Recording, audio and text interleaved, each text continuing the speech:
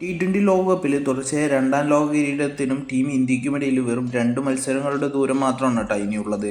Super 8 west ഇൻഡീസുമായിട്ടുള്ള മത്സരത്തിൽ run chase ജയത്തോടു കൂടിയിട്ടാണ് കേട്ടോ ഇന്ത്യ സെമിയിൽ ഇടം നേടിക്കഴിഞ്ഞിരിക്കുന്നത്. വ്യാഴാഴ്ച രാത്രി മുംബൈയിലെ വാങ്കഡയിൽ നടക്കാനിരിക്കുന്ന സെമിഫൈനലിൽ 2 തവണ ജേതാക്കളായ ഇംഗ്ലണ്ടിൻ്റെ എതിരെയാണ് ഇന്ത്യ കളിക്കാനായിട്ട് പോകുന്നത്. സൂപ്പർ 8 അവസാന നിർണായക കളിയായിട്ടുള്ള വിൻഡീസുമായിട്ടുള്ള കളിയിൽ സഞ്ജു സാംസന്റെ വൺ മാൻ ഷോയിലൂടെയായിരുന്നു കേട്ടോ ഇന്ത്യ ജയം കൈവരിച്ചത്. റൺ ചേസിങ്ങിൽ ബാറ്റിംഗ് നിരയിലെ ഭൂരിഭാഗം പേരും പതറിയപ്പോൾ പുറത്താവാതെ 97 റൺസുമായി അദ്ദേഹം ടീമിൻ്റെ വിജയത്തിനായിട്ട് മാറിയത് കേട്ടോ. 50 ബോളിൽ 12 ഫോറും 4 സിക്സറുകളും സഞ്ജു സാംസൺ അടിച്ചുകൂട്ടിയിട്ടുണ്ടായിരുന്നു കേട്ടോ. ഇനി എടുത്തു പറയാനുള്ളത് ടി20യിൽ ഇന്ത്യൻ ടീമിൻ്റെ ഓപ്പണിംഗ് റോളിൽ 3 സെഞ്ചുറികളടക്കം നേടി വിലസി നിൽക്കുന്ന സമയത്തായിരുന്നു സഞ്ജു സാംസന്റെ കരിയറിൽ ഒരു വീഴ്ച സംഭവിക്കുന്നത് കേട്ടോ. 2025 ജനുവരി ഇംഗ്ലീഷ് ടീം ഇന്ത്യയിൽ വൈറ്റ് ബോൾ പരമ്പരയ്ക്കായിട്ട് കളിക്കാൻ എത്തുന്നത്. 5 ടി20 പരമ്പരകളായിരുന്നു കേട്ടോ അന്നുണ്ടായിരുന്നത്. മുഴുവൻ മത്സരങ്ങളും ഇന്ത്യക്ക് വേണ്ടി ഓപ്പണിംഗ് ഇറങ്ങിയത് സഞ്ജു സാംസണും അഭിഷേക് ശർമ്മയായിരുന്നു കേട്ടോ. തൊട്ടു മുൻപ് കളിച്ച സൗത്ത് ആഫ്രിക്കൻ പര്യടനത്തിൽ 2 സെഞ്ചുറികൾ നേടി നിൽക്കുന്ന സഞ്ജു സാംസണ് പക്ഷേ ഇംഗ്ലണ്ടുമായിട്ടുള്ള പരമ്പരയിൽ കാര്യമായി ഒന്നും ചെയ്യാനായിട്ട് പറ്റിയിട്ടുണ്ടായിരുന്നില്ല.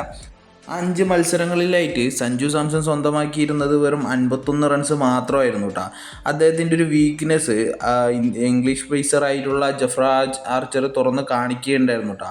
ശരീരം ലക്ഷ്യമാക്കിയിട്ടുള്ള ഒരു ഷോർട്ട് ബോൾ എറിഞ്ഞു കഴിഞ്ഞു പറഞ്ഞാൽ അദ്ദേഹത്തിന് അടിക്കാൻ പറ്റില്ല എന്നും അത് അദ്ദേഹത്തിൻ്റെ വിക്കറ്റ് എടുക്കാനായിട്ട് പറ്റുമെന്നെല്ലാം അദ്ദേഹം എടുത്ത് പറഞ്ഞിട്ടുണ്ടായിരുന്നു ആ ഒരു പരമ്പരയിൽ തന്നെ.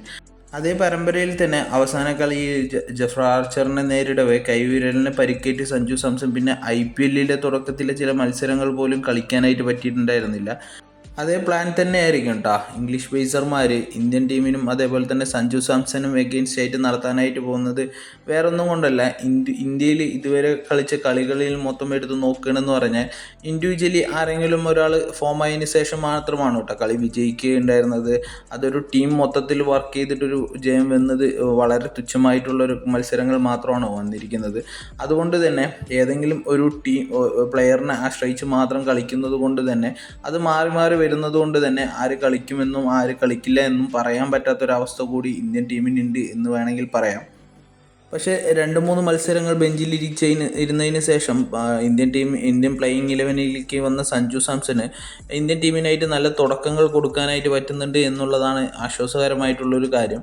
അതേപോലെ തന്നെ ഇഷാൻ കിഷൻ തുടർന്ന് നല്ല ഫോമിൽ തുടരുന്നതും ഇന്ത്യൻ ടീമിനെ സംബന്ധിച്ചിടത്തോളം ഒരു ആശ്വാസകരമായിട്ടുള്ളൊരു കാര്യമാണ്.